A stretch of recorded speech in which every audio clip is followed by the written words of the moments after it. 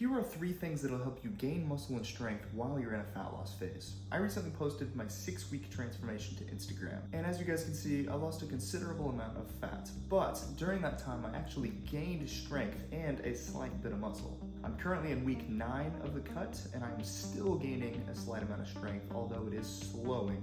But I wanted to talk to you guys about some tips that I'm using in order to keep that momentum going. I posted a community poll whenever the cut first started about when strength usually drops off for people during a cut, and my options were 1 to 3 weeks, 4 to 6 weeks, 7 to 12 weeks, or never. And most people put 1 to 3 weeks. That's kind of what I was expecting. I remember going into prep for my first bodybuilding show, and the strength was not really a concern. It wasn't something I was thinking about, feeling like it dropped pretty quickly. But right now I'm squatting and benching about 10 pounds more than I was at the beginning of the cut, with a slight increase in reps as well. Before we get into the 3 factors that have helped me out, I want to point out the basics. I have been tracking my macros, and I don't mean tracking in the sense that I'm on MyFitnessPal constantly inputting things and calculating. No, I did an initial phase where I calculated the maintenance calories that I'm at, and then I subtracted 200 from that. That was kind of my starting point, and every week that my progress has slowed, I've slightly decreased that amount even more.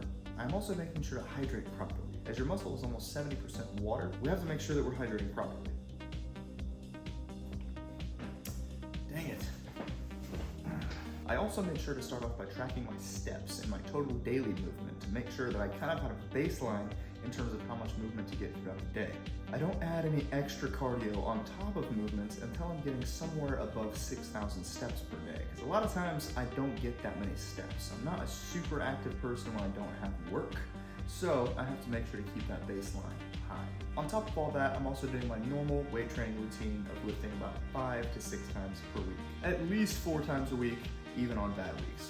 So with all that said, that puts me in a pretty good position to have a good fat loss phase anyway. But the first thing that is helping me to gain strength and muscle during this fat loss phase is keeping the heavy compound lifts in the program. I feel like one of the things that a lot of people do wrong when they go into a cut or a fat loss phase is they change the way they train. Instead of doing squats, they go into the leg press, or instead of doing bench press, they go into a machine press or some type of fly motion. And I'm guilty of this too, because when I was competing, I changed a lot of my exercises to be more fitted for kind of getting a squeeze and getting a stretch and feeling the muscle, that mind-muscle connection, avoiding a lot of the big power movements. Now that can be smart because the stimulus to fatigue ratio, that is how much wear and tear you're putting onto your body versus the amount of stimulus that you're giving the muscle in particular, can be really high on those big exercises. But that's something you need to not be afraid of. Of course you're gonna have to change around volume. You might have to go a little bit lighter, you might have to go a little bit less sets, but I think that you should keep those into the program,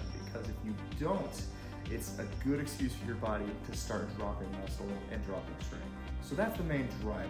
Big lifts that I've kept in for pretty much every major body part: bench press, squats, weighted pull-ups, overhead press, and RDLs. Of course I have a couple other ones mixed in, but those are the main big ones. The second thing is I'm keeping my carbs high.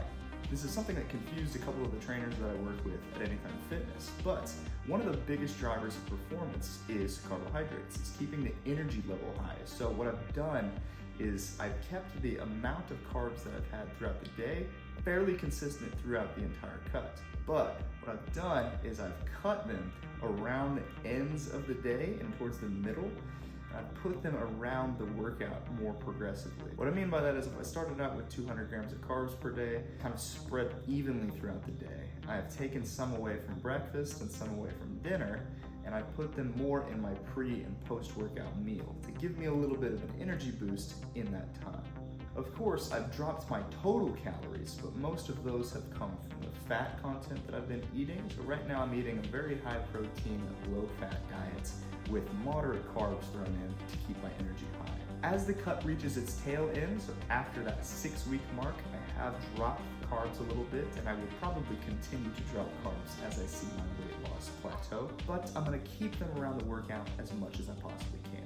And a third factor that has contributed to my strength and muscle gain during this cut has been sodium. One of the things that I've been doing is adding about a quarter teaspoon of pink Himalayan salt to every meal. And that's something that I've been afraid of in the past, just because I've struggled with slight hypertension. My blood pressure would get a little out of control if I didn't watch that sodium intake, so I've always kind of kept it really, really low. But I recently looked into a problem that I had with my sleep. I actually had a slight amount of obstructive sleep apnea, and one of the things that can cause is high blood pressure. So I did a sleep study, I invested in a CPAP mask, and my blood pressure has drastically dropped since then.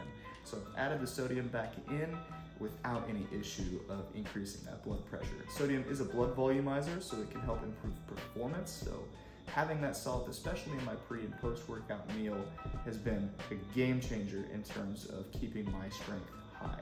If you try that one out, make sure that you don't have a hypertension problem, so I would check your blood pressure before and after implementing it with certain amounts of sodium. Definitely don't just start with a whole bunch every single meal. But that's pretty much all I have to say about this topic for now. I'm going to experiment a little bit more as I get to the tail end of this cut. I'm going to be in a fat loss phase for about 12 weeks, so I'm excited to post that final transformation for you guys at the end. And I'm also excited to see how much more strength I can maintain or gain. Maybe I'll have a huge dip coming up here pretty soon, I'm not sure. But it's always exciting to kind of experiment with things and try something new. But it is 4 o'clock in the morning right now. I woke up extra early to film this video because work has been absolutely crazy and I've been watching my daughter all weekend. I have not been able to post as much as I want to, but after this week, it's gonna be a lot better with when it comes to my schedule. So I'm gonna be posting more on here, Instagram, and Facebook, so please stay tuned, stick around, and I hope to see you guys there. Please comment below what kind of videos you want to see me make. If you want more workout vlogs or if you want more talking videos like this. I'm definitely looking to shift my channel towards a certain type of content, but I'm not sure what I want that type of content to be yet. So if you have any input, please let me know.